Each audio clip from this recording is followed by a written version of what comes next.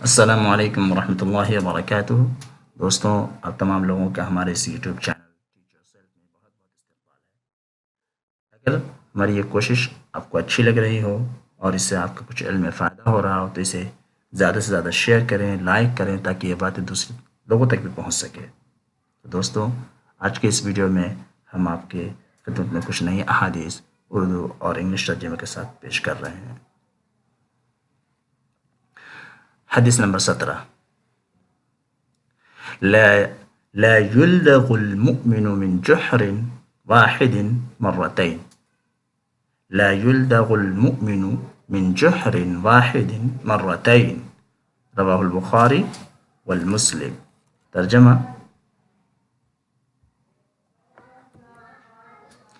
مومن کو ایک ہی سوراخ سے 2 مرتبہ نہیں ڈسا جا سکتا ہے۔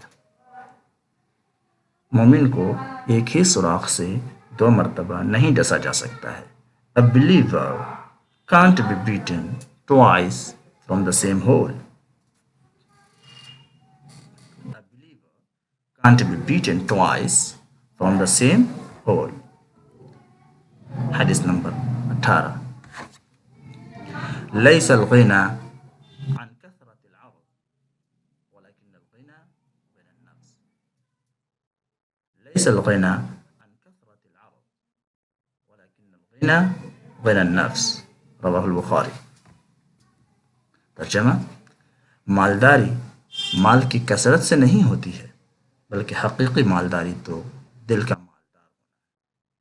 مالداری مال کی کثرت سے نہیں ہوتی ہے، بلکہ حقیقی مالداری تو دل کا مالدار ہونا ہے۔ Richness is not from lots of wealth, but the real richness is from the heart. Richness is not from lots of wealth, but the real richness is from the heart. دوستوں، آج کے اس ویڈیو میں بس اتنا ہی۔